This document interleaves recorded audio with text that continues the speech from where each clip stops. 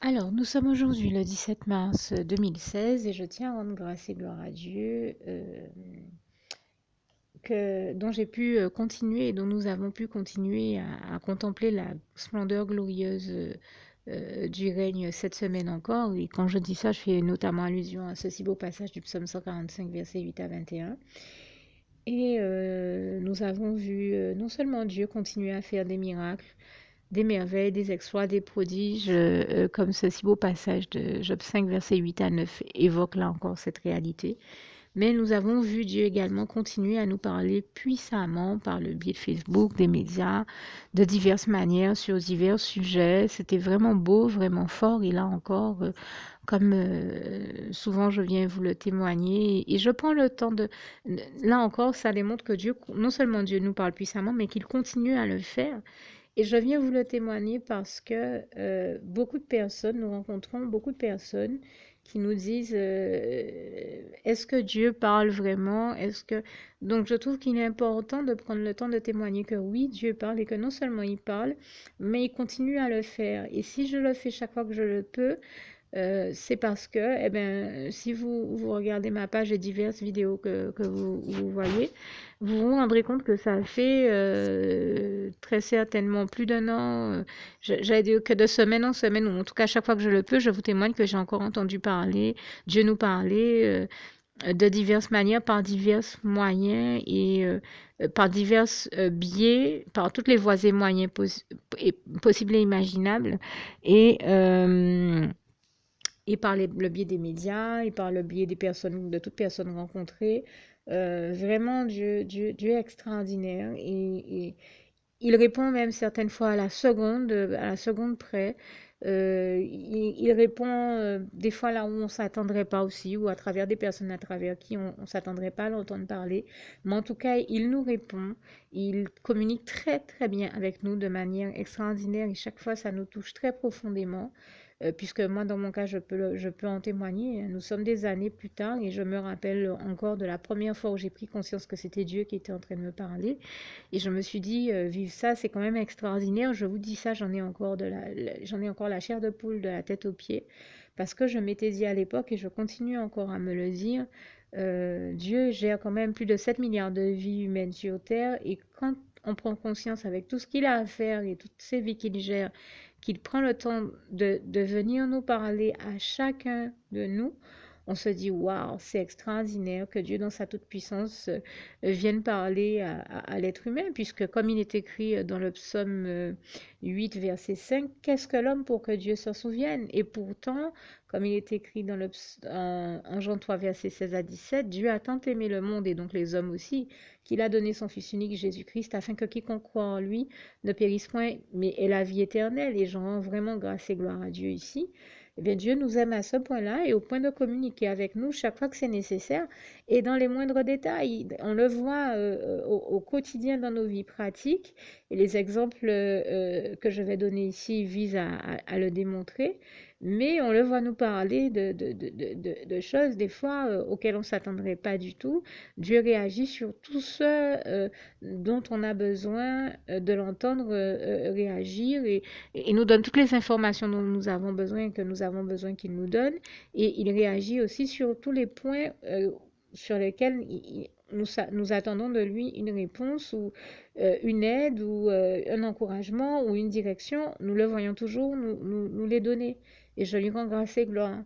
J'en veux pour preuve, pour donner un exemple pratique, là je vais parler de cas pratiques où je l'ai vu soit parler à des personnes autour de moi, soit à moi-même. Euh, bon, un premier exemple me vient à l'esprit. J'ai l'un de mes fils spirituels qui travaille dans le domaine du bâtiment et qui utilise vraiment beaucoup d'outils. Et l'une des dernières fois où il m'a rendu visite, il m'a même demandé s'il pouvait laisser mes outils chez moi parce que le bac du coffre de sa voiture était rempli d'outils qu'il n'en pouvait plus. Eh ben, quelques temps plus tard, dans la même journée, j'ai allumé mon ordinateur, j'ai allumé Facebook et Dieu a fait en sorte qu'une astuce défile à l'écran et me montre comment je pouvais aider mon fils à mieux ranger ses outils et des astuces pour mieux ranger et gérer ses outils. J'ai fait waouh, gloire à Dieu. Vraiment, j'ai trouvé ça extraordinaire et ça, c'est une chose qui m'arrive très souvent À la minute ou à la seconde où j'allume mon ordinateur, Dieu me donne une réponse sur telle ou telle question. Je le vois très souvent. Donc là, c'était pour bénir mon fils spirituel. Et depuis, ça lui est déjà arrivé de me faire avoir aussi d'autres documents et d'autres réponses sur la question de la manière de mieux gérer, ranger ses outils. Nous savons que nous servons un Dieu d'ordre. Je lui rends grâce et gloire. Donc il n'y a que lui qui a pu faire ça.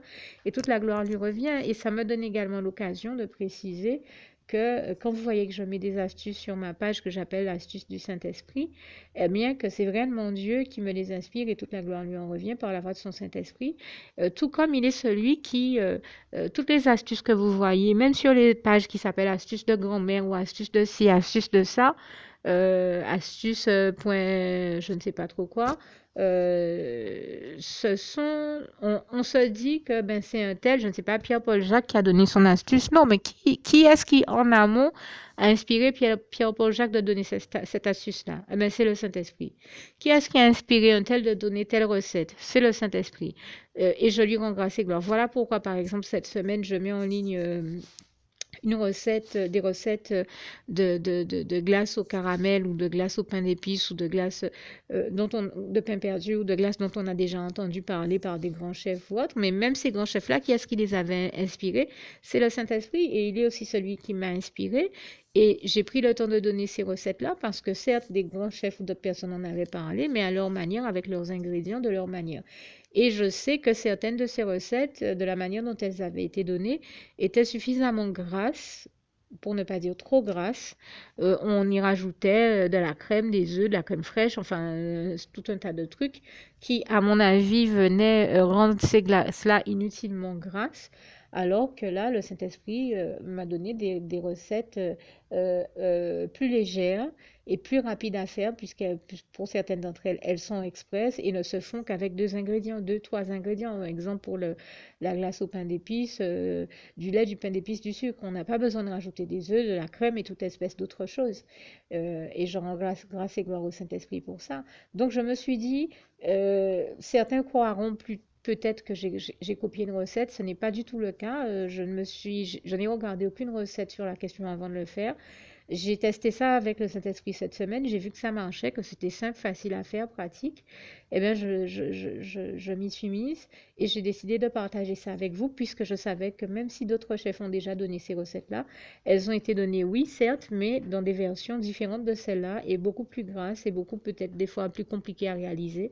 Donc, j'ai choisi de quand même partager ces recettes-là avec vous et il me semble que c'était utile et une bonne chose à faire. Et je remercie ici encore une fois le Saint-Esprit à qui toute la gloire revient puisque c'est lui qui me les a inspirés. Et pour revenir à ce que je disais, j'allais parler d'un premier cas avant de parler de mon fils spirituel, et bien j'y reviens. Quand j'étais aux États-Unis, le Seigneur Jésus m'a fait cadeau d'un très beau sac à main, très classe, mais vous savez, généralement vous avez beaucoup de choses qui sont par exemple avec des tops qui sont par exemple avec des rayures crème et bleu marine et on trouve toujours ça très classe. Et bien là, le beau sac qu'il m'a offert, il est couleur crème. Mais le problème de ce sac, c'est que il est classe, il est très beau, mais comme il est couleur crème, il est facilement salissant. Et quelqu'un me l'a un peu sali il n'y a pas longtemps, en plus avec de l'encre, l'encre d'un stylo. Donc je me disais, mais comment je vais pouvoir faire pour enlever ça? Et je ne parle pas d'un stylo à plume, sinon j'aurais pensé à utiliser un effaceur. Mais je ne voyais pas du tout quelle pouvait être la solution. Je dis, Seigneur, je remets ça entre tes mains, ce problème-là. Merci de m'inspirer la bonne chose à faire. Et bien, très rapidement, Dieu a mis au cœur déjà d'une sœur en Christ d'afficher un document sur Facebook euh, pour me montrer que c'était bien lui qui avait agi. Parce que vous savez, des fois, Dieu nous envoie des bénédictions. Et on a du mal à se rendre compte que c'est lui qui est en train de nous bénir ou qui nous a envoyé une bénédiction parce que la bénédiction arrive soit sous une forme à laquelle on ne s'attendait pas, soit par un biais auquel on ne s'attendait pas, ou par le biais d'une personne par laquelle on ne s'attendait pas, ou alors la personne, elle, des fois, ne prend pas conscience qu'elle est tout simplement utilisée par Dieu pour donner une bénédiction à une autre personne ou arriver en bénédiction dans la vie d'une autre personne. Et c'est ce qui m'est arrivé chez moi, puisque au moment, quand j'ai vécu ça, j'ai bien vu que Dieu m'a tout de suite envoyé cette gomme qui a un bout bleu et un bout rouge. un bout rose, pardon. Et donc, j'ai choisi j'ai vu ça. Je me suis dit, ça, c'est le Seigneur qui m'envoie une gomme. Parce que je pense que je lui avais déjà demandé ça en amont, mais dans une prière, et il a exaucé la prière comme il exauce toujours toute une bonne prière. Et je lui en rends grâce et gloire. Mais j'ai surtout vu aussi que l'ennemi, ayant compris que c'était une bénédiction que Dieu m'envoyait, a, a utilisé l'ignorance et l'incompréhension de la personne par le biais de laquelle Dieu m'a envoyé cette gomme, enfin, à qui Dieu avait mis à cœur d'acheter une espèce de pack contenant plusieurs gommes qui étaient en promotion. Et je veux dire, cette personne, elle n'avait pas besoin de toutes les gommes qui étaient dans le pack. Il y en a suffisamment pour les partager avec plusieurs personnes. Donc, ça ne lui coûtait rien de me donner une des gommes du pack. Mais bien entendu, l'ennemi étant celui qui aveugle les gens et qui les amène à être suffisamment égoïstes pour avoir peur de partager avec les autres et aussi ne même pas se rendre compte qu'ils sont en train d'utiliser Dieu, d'être utilisés ou employés par Dieu pour bénir quelqu'un d'autre, a fait que la personne m'a dit non, je te donnerai pas la gomme, etc., etc. Je dis ok, c'est pas grave, j'ai jamais été matérialiste, j'en fais pas toute une affaire, mais j'ai eu ce ressenti. Je pense que j'ai entendu le Seigneur me dire, et pourtant cette gomme, je l'avais bien envoyée pour toi. C'était une bénédiction pour toi, c'est ta gomme, même si elle n'en est pas consciente. Et le Seigneur m'a parlé comme ça parce qu'il sait de toute manière que je ne suis pas matérialiste, que j'en ferai pas tout un plat, mais il a voulu bien me souligner le fait que j'avais bien compris que c'est bien lui qui m'a envoyé cette bénédiction et qu'il l'a fait pour pourvoir aux besoins que j'avais dans cette situation.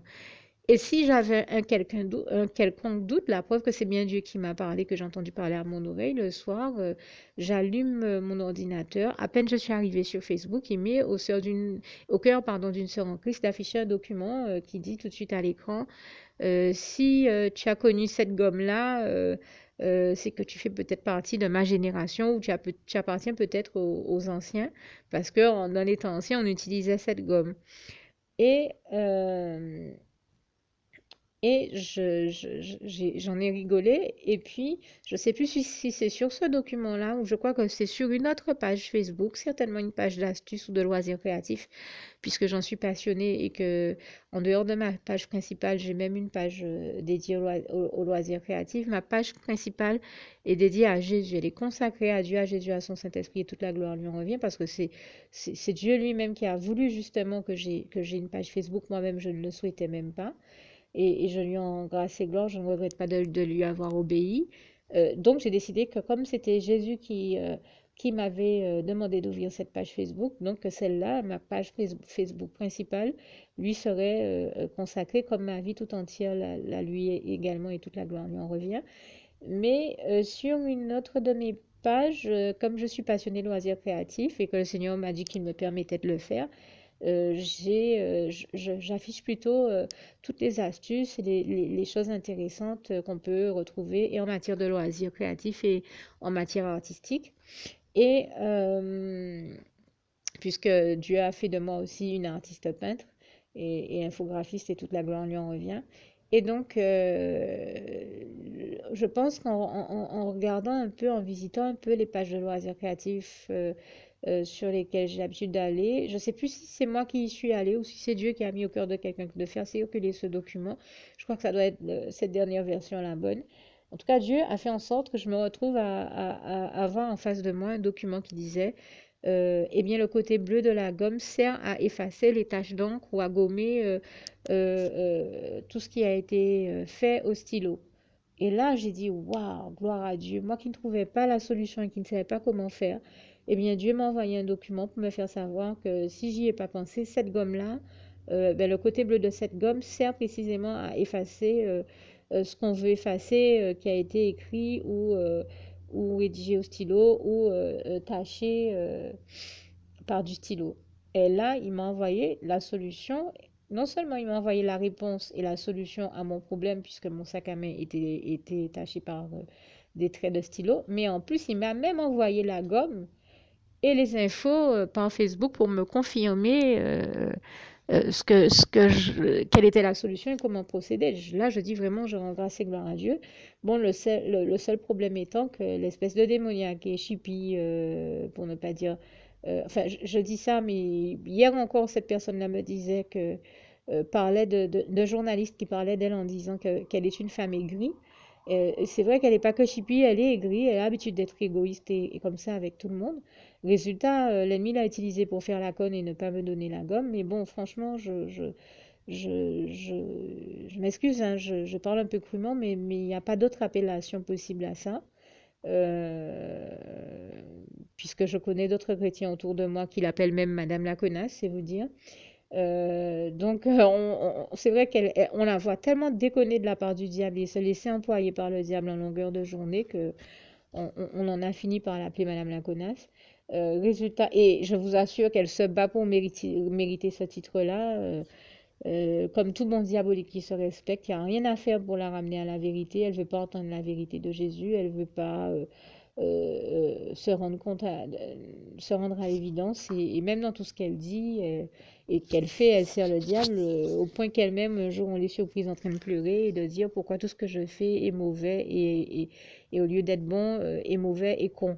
Donc, c'est vous dire qu'on n'a pas eu la berlue, hein. Et elle-même, quand elle parle d'elle-même, dit mais moi aussi je suis tellement connasse. Donc c'est malheureux à dire, on lui aurait souhaité d'aller mieux et de sortir de ce système-là et de l'engrenage et de l'esclavage du péché dans lequel elle est enfermée avec le diable. Mais elle fait tout pour y rester et nous, arrivé à un moment, on peut pas être plus royaliste que le roi. Donc on est forcé de constater toutes ces réalités-là. Et donc dans ce même système où le diable a l'habitude de l'utiliser pour voler les bénédictions des gens, et je peux vous assurer que là, il ne s'agit que d'une gomme, donc j'en fais pas tout un plan ni tout un drame. Mais j'ai déjà vu le diable l'utiliser pour voler des bénédictions de chrétiens, mais sur des choses beaucoup plus graves, hein.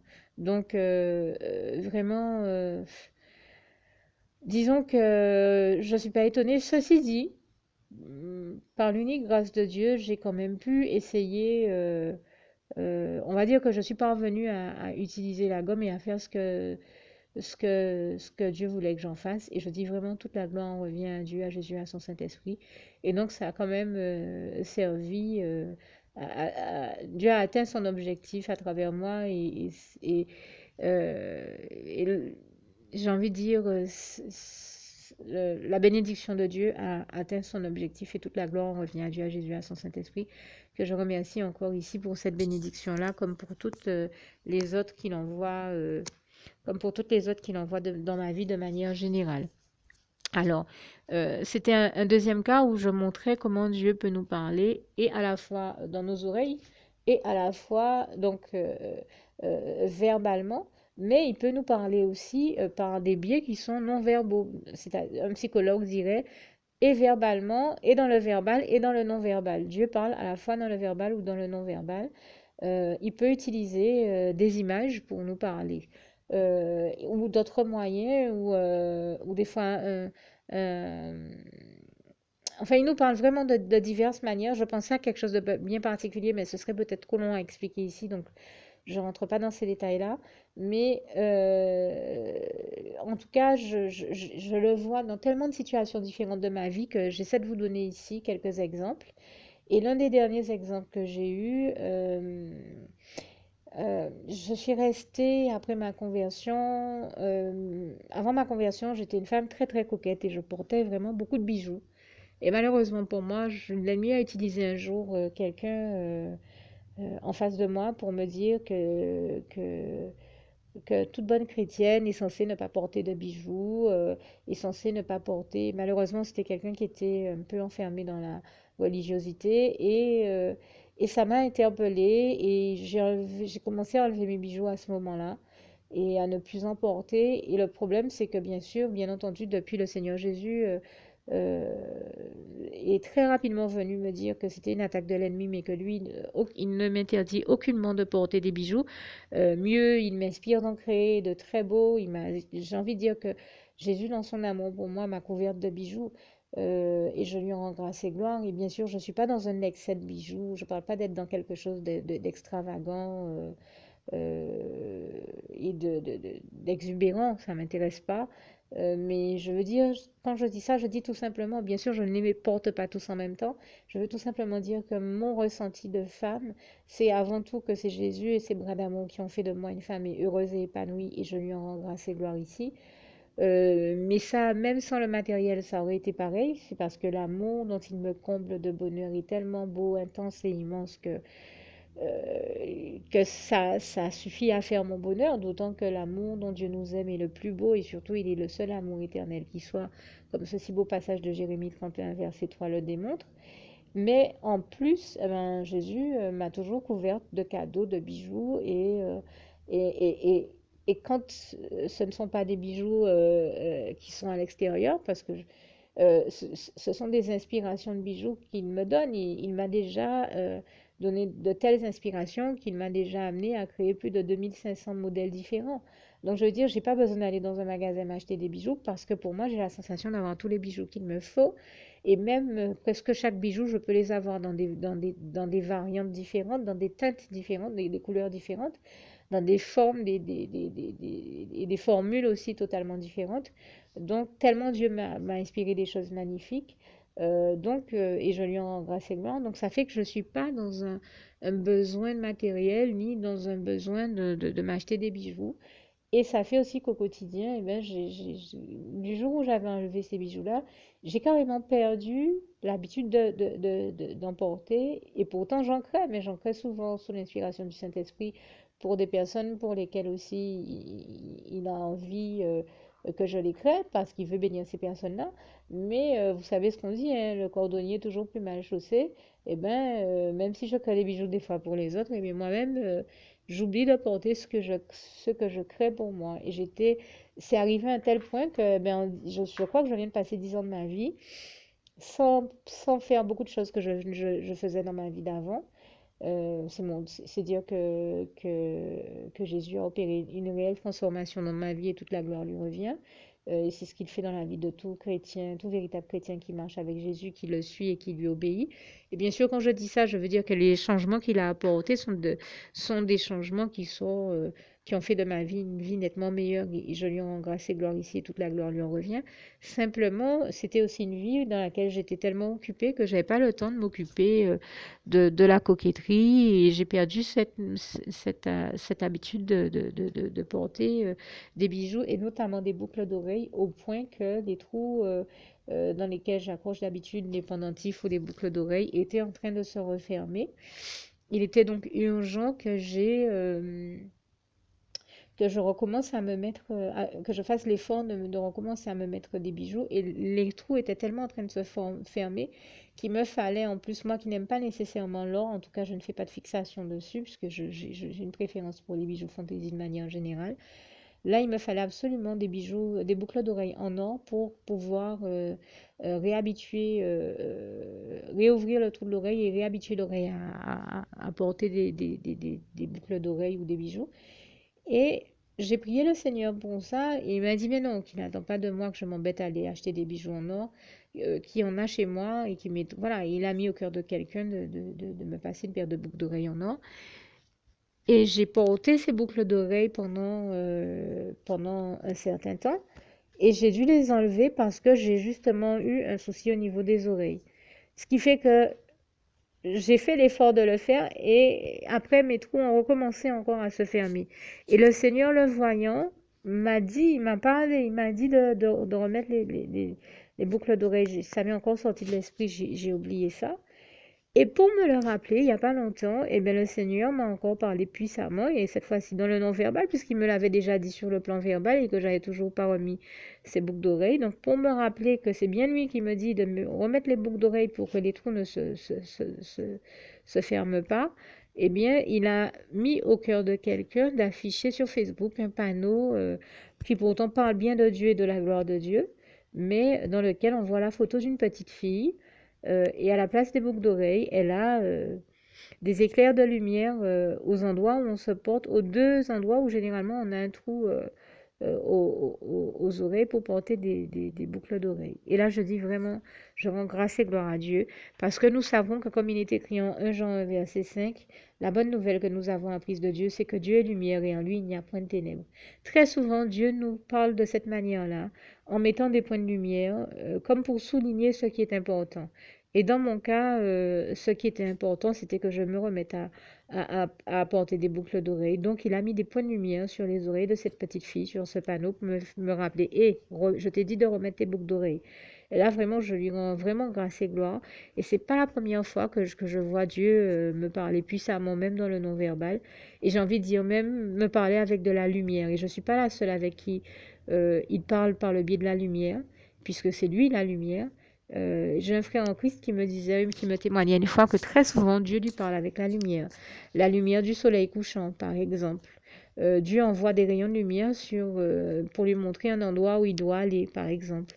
Ou une fois, nous étions quelque part en train d'évangéliser et nous parlions à quelqu'un qui avait vraiment le cou raide. Et Dieu, pour nous montrer qu'il était temps pour nous d'y aller, de ne pas perdre notre temps à essayer de l'évangéliser, à continuer, puisque nous avions fait notre part et c'était ce qu'il cherchait à nous montrer que nous lui avions déjà dit tout ce qui était possible et imaginable et c'était seulement lui qui avait le courage. Donc le Seigneur nous faisait comprendre que nous avions fait notre part et que le reste, c'était à cette personne à prendre sa décision. Donc le Seigneur souhaitait que, une fois que notre mission de sa part avait été accomplie, que nous quittions les lieux pour aller ailleurs et peut-être même aller évangéliser ailleurs. Mais il était temps pour nous de partir. Et on avait une tendance, se rendant compte que la personne avec qui on parlait n'avait pas les réactions auxquelles on aurait pu s'attendre si elle avait intégré l'importance d'avoir Christ et l'évangile de Christ dans sa vie, eh bien, on était là en train d'attendre qu'il réagisse autrement, mais il ne réagissait pas. Et Dieu, pour nous montrer qu'il n'allait pas réagir parce qu'il a le cou raide et qu'il était temps pour nous de partir et peut-être, comme je le disais, d'aller évangéliser ailleurs, eh bien, Dieu a mis au cœur de frères en Christ qui étaient là, qui nous attendaient, de nous faire des appels de phare, donc avec la lumière. Dieu nous a parlé ce soir-là encore par la lumière et on a tout de suite compris que ça pouvait être que Dieu qui était en train de nous interpeller. Nous sommes partis et heureusement que nous sommes partis parce que je pense que juste quelques minutes, voire secondes après, il se passait des choses incroyables mais vraies que l'ennemi était en train de faire dans ce lieu-là.